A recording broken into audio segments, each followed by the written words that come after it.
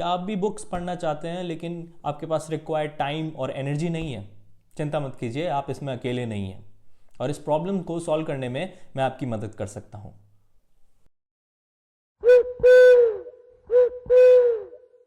Hello friends, मेरा नाम है वैभव चौहान और आज हम कुछ ऐसी स्ट्रेटजीज डिस्कस करेंगे जिनसे आप बिल्कुल कम मेहनत में विदाउट एनी एफर्ट बहुत सारी बुक्स पढ़ सकते हैं। Life is too short to read boring books. अगर आपको बुक पढ़ना स्टार्ट करना है तो ऐसे टॉपिक्स से स्टार्ट कीजिए जो आपको बहुत ज़्यादा फैसिनेट करें। बोरिंग टॉपिक स्टार्ट मत कीजिए। अपने ऊपर किसी प्रकार का बर्डन मत आने दीजिए कि ये बुक काम की है तो मुझे यही पढ़नी चाहिए। कोई बात नहीं, फिक्शन से शुरू कीजिए, ऐसी फैंटेसी बुक्स से शुरू कीजिए जिनको आपको पढ़ने में मज़ा आएगा और उन्हें तब तक पढ़िए तब तक आपकी बुक रीडिंग की हैबिट ना बन जाए। और एक बार अगर आपकी उनको पढ़ते पढ़ते बुक रीडिंग की हैबिट बन गई तो फिर आप कैसे भी बुक पढ़ पाएंगे। जो एक्सपीरियंस है बुक पढ़ते हुए आपको मिलेगा, वही एक्सपीरियंस आपको बार बार बुक्स तक लेके आएगा। तो समझदारी इसी में है कि आप स्टार्ट ही ऐसी बुक्स से कीजिए जिनको पढ़ने में आपको बहुत ज़्यादा मज़ा आए। अगर बुक आपको बांधे नहीं रख पा रही है तो इसमें आपकी गलती नहीं है। ये बुक का काम है कि वो अपने आप को पूरा पढ़वाए आपसे। बुक में इतना दम होना चाहिए कि वो आपको बैठाए रखे। तो इसलिए आप टॉपिक्स ही ऐसे चूज करो जिनको पढ़ने में आपको बहुत ज़्यादा मज़ा आए। तो ऐसे में वो एक जॉब नहीं रहेगी और एक पैशन में बदल जाएगा। जैसे कि हम देखते हैं जेके राउलिंग के केस में, जिन्होंने हैरी पॉटर लिखी।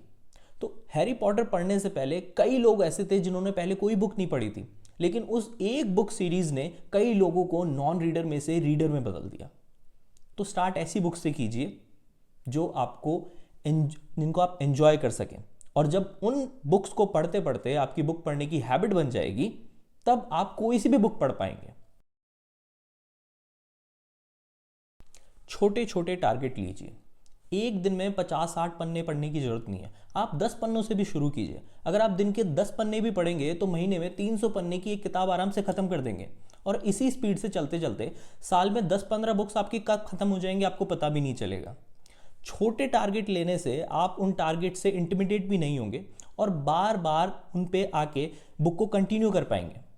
यहां पे मेन गोल एक दिन में ज्यादा पढ़ना नहीं है, कम पढ़ना है लेकिन regularly. National endowment of arts के द्वारा एक रिसर्च करी गई थी अडल्ट्स पे, और उससे ये पता चला जो अडल्ट्स दिन में मात्र 30 मिनट भी रोज पढ़ते हैं उनके कॉग्निटिव स्किल्स में बहुत अच्छी खासी ग्रोथ दिखी गई थी नॉन रीडर्स के मुकाबले। तो इससे यह पता चलता है कि दिन में मात्र 30 मिनट भी पढ़ना आपकी दिमाग की हेल्थ को कितना इंप्रूव कर सकता है, कॉग्निटिव स्किल्स को कितना बढ़ा सकता है। अब यहां पे आप दो चीजें कर सकते हैं। या तो आप बुक्स ही छोटी उठाइए, जैसे कि ये है अल्बर्ट कैमू की द स्ट्रेंजर। अब ये बहुत ही छोटी बुक है, केवल 120 पन्नों की, और ये आप एक हफ्ते में आराम से पढ़ दोगे। तो इस तरह की छोटी बुक्स उठाओगे तो वो उनके कंप्लीट होने के चांसेस भी ज़्यादा हैं, आप बीच में बोर भी नहीं होगे। लेकिन अगर आप मान लीजिए कोई बड़ी बुक उठाते हैं, जैसे कि ये है एंड्रू रॉबर्ट्स की चर्चिल वॉकिंग विद डेस्टिनी। तो अब ये बुक काफ़ी बड़ी बुक है, 1100 पन्ने की बुक है। इसको पूरा करने में आपको बहुत टाइम लगेगा। मैंने भी कोई इसको एक हफ्ते में, एक महीने में पूरी नहीं करी थी। मुझे इसको पूरा करने में 4-5 महीने लग गए थे। तो कोई बात नहीं, आप छोटे छोटे टारगेट लीजिए। दिन के केवल 10-20 पन्ने भी अगर आप पढ़ रहे हैं, जिनको पढ़ने में ज़्यादा टाइम नहीं लगेगा, 10 पन्ने पढ़ने में आपको मुश्किल से 15 से 20 मिनट लगेगी। अगर आप वो भी कर रहे हैं तो आप इतनी बड़ी बड़ी बुक्स आराम से पूरी कर देंगे, आपको पता भी नहीं चलेगा कब वो पूरी हो गई, 3-4 महीने के अंदर। और ज्ञान जो इनसे मिलेगा उसका तो कोई कंपैरिजन है ही नहीं। अब बात आती है ऑडियो बुक्स पे। ऑडियो बुक्स आपकी बेस्ट फ्रेंड बन जाएंगी एक बार अगर आपने उनको अपने जीवन में अपनाया तो। कोई सी भी बुक हो, उसके ऑडियो बुक फॉर्मेट आराम से मिल जाते हैं आजकल। हम नेटफ्लिक्स या फिर अलग अलग ये OTT प्लेटफॉर्म्स का सब्सक्रिप्शन लेते हैं और हमें लगता है कि हाँ कितना आसानी से मिल गया, कितने सस्ते में मिल गया। लेकिन ऑडियो बुक का मैंने कई लोगों को देखा है सब्सक्रिप्शन लेने में, ऑडिबल ऐप आता है जैसे, उसका सब्सक्रिप्शन लेने में कई लोग इतनी कंजूसी करते हैं। महीने के 200 रुपये लग रहे हैं सिर्फ, हमें पता भी नहीं चलता। हम बाहर कुछ करने जाते हैं, कुछ खाने जाते हैं, 1000 रुपये ऐसे गायब हो जाते हैं।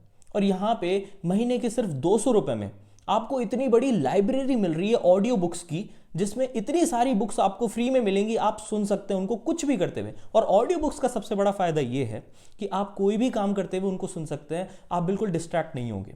आप गाड़ी चलाते हुए उनको सुन सकते हैं, ऑफिस जाते हुए, ऑफिस से आते हुए, आप कुकिंग करते हुए उनको सुन सकते हैं, आप सोने से पहले लाइट बंद करके उनको कान में लगा के सुनिए आराम से। आप उसके सहारे इतनी सारी बुक्स कंप्लीट कर पाएंगे। और एक रिसर्च करी गई थी 2016 में द जर्नल ऑफ न्यूरोसाइंस द्वारा। उसमें ये पता चला था कि जब हम सुनते हैं और जब हम रीड करते हैं, उन दोनों से दिमाग का सेम हिस्सा एक्टिवेट होता है। तो इससे ये प्रूव होता है, चाहे आप वो चीज़ ऑडियो बुक के फॉर्मेट में लें, चाहे वो आप बुक पढ़ के लें, उन दोनों का दिमाग पर सेम असर पड़ेगा।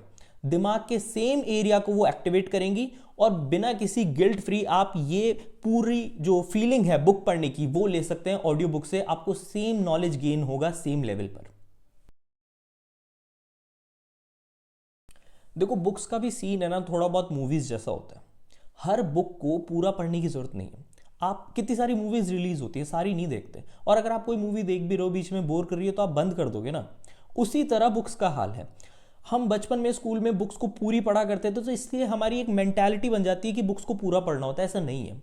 अगर बुक मान लीजिए 300 पन्ने की, लेकिन उस बुक में जो आइडिया दे रखा है वो आपको शुरुआत के 50 पन्ने में समझ में आ गया, और अगले बचे हुए सभी पन्नों में उस ऑथर ने उसी आइडिया को अलग अलग तरीके से समझाया है। मैसेज अगर आपको क्लियर हो गया है तो आपको बुक को आगे पढ़ने की जरूरत नहीं है।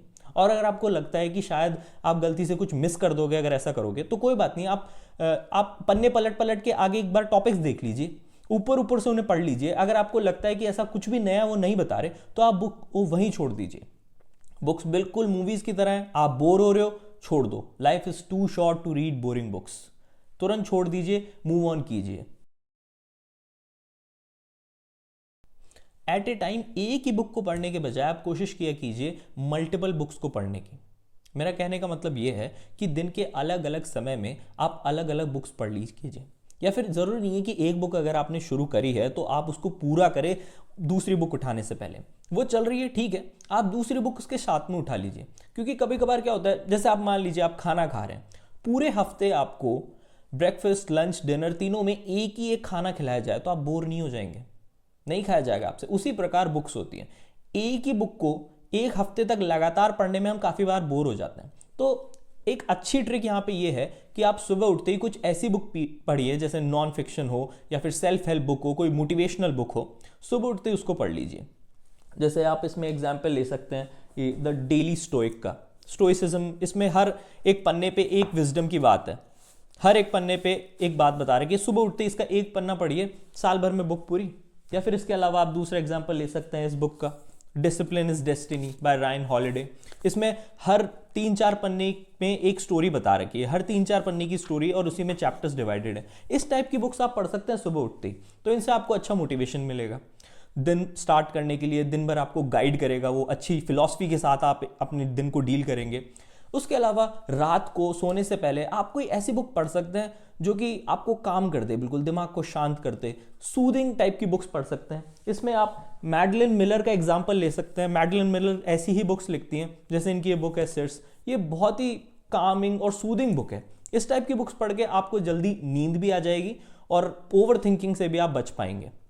जैसे +1 नाम के इंस्टीट्यूट में एक स्टडी करवाई गई थी, जिसमें पता लगा था जो लोग ऑल्टरनेट बुक्स को एक साथ पढ़ते हैं तो उन लोगों की मेमोरी बेटर होती है। क्योंकि जब हम कोई नॉन फिक्शन बुक पढ़ते हैं और उसके साथ में कोई फिक्शन बुक ऐड कर देते हैं, तो उससे हमारे ब्रेन के अलग अलग हिस्से के न्यूरॉन्स एक्टिवेट होते हैं। और जब लगातार हम अपने ब्रेन को इस तरीके से चैलेंज करते रहते हैं, तो उससे न्यूरल एक्टिविटीज जो हमारे ब्रेन में हो रही है वो और ज़्यादा स्ट्रेंथन होती है, जिससे हमारी मेमोरी और कॉग्निटिव एबिलिटीज बढ़ती है। और इससे हमारी जो मेंटल फटीग झेलने की जो कैपेसिटी होती है वो भी काफ़ी बढ़ती है।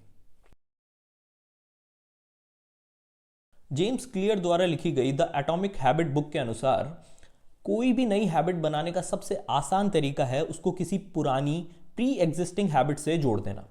तो ऐसे में अगर आपको मान लीजिए बुक पढ़ने की कोई नई हैबिट डेवलप करनी है, तो आप उसको ऑलरेडी एग्जिस्टिंग किसी हैबिट से जोड़ दीजिए। जैसे मान लीजिए आप सुबह उठते ही एक्सरसाइज करते हैं, तो एक्सरसाइज तो आप करेंगे, उसी की आपकी हैबिट बनी हुई है। उसी एक्सरसाइज के जस्ट बाद में 10 या 15 मिनट का, बहुत ज़्यादा नहीं, बहुत ही सिंपल 10 या 15 मिनट का बुक रीडिंग सेशन डाल दीजिए। रात को आप सोने जाते हैं, आपकी प्री एग्जिस्टिंग आदत पड़ी हुई है मोबाइल स्क्रॉल करने की, उसी आदत के साथ में आप ये डाल दीजिए 15 मिनट मोबाइल स्क्रॉल करने के बाद 15 मिनट मैं बुक पढ़ूंगा। जो प्री एग्जिस्टिंग हैबिट्स है उनके साथ जोड़ने से आपकी बुक रीडिंग की हैबिट के स्टिक करने की चांसेस बहुत ज़्यादा बढ़ जाते हैं।